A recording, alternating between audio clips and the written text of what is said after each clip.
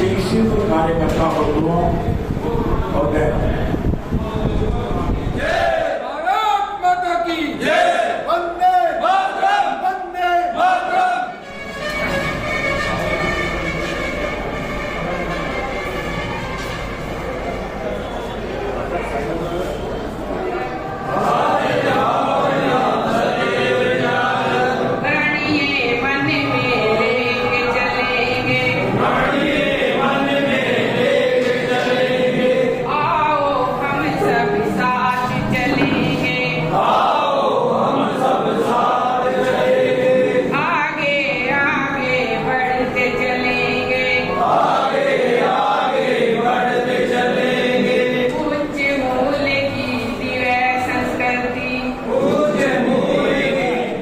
जब हमारा प्रशिक्षण का जब हमारा सत्र शुरू हो तो कम से कम हम अपने फोन को बंद करके ही बैठें। ये एक अच्छे कार्यकर्ता की पहचान है और ये हमारे स्वभाव में होगा। मैं जैसे ही यहाँ पर बैठा, ऐसा नहीं है, आप सब, हम सब लोगों को अपने अपने काम निश्चित रूप से रहते हैं। जैसे ही मैं इस कक्ष में घुसा, इस कक्ष में नहीं घुसा, जैसे ही मैं विद्यालय में घुसा, मैंने अपना फोन स्विच ऑफ किया, क्योंकि अगर मैं अपना फोन सुनूंगा तो मैं अपना प्रभाव आप लोगों पर नहीं डालूंगा। तो जब भी हमारा सत्र होगा, कल तक का, जैसे ही सत्र समाप्त हुआ, अपना फोन खोला या अपना साइलेंट पर कर लिया, जैसे ही हुआ हमें 10 मिनट 20 मिनट मिलेगी, हम लोग अपना काम काज निपटाएंगे, लोगों को बताएंगे कि भाई अब मेरा सत्र चलने वाला है, मैं अभी अगले 1 घंटा आपसे बात नहीं कर सकता। क्योंकि हम ऐसे लोग हैं कि साहब मेरा क्षेत्र उठाना है तो आए दिन आप लोगों से मिलना जुलना, तो ये एक व्यवहार भारतीय जनता पार्टी के लिए दिया। ऐसे मुख्य वक्ता हमारे बीच हैं और ये उन्हें पुस्तक देकर उनका सम्मान करें और आप सभी भक्ति जी का सम्मान करें।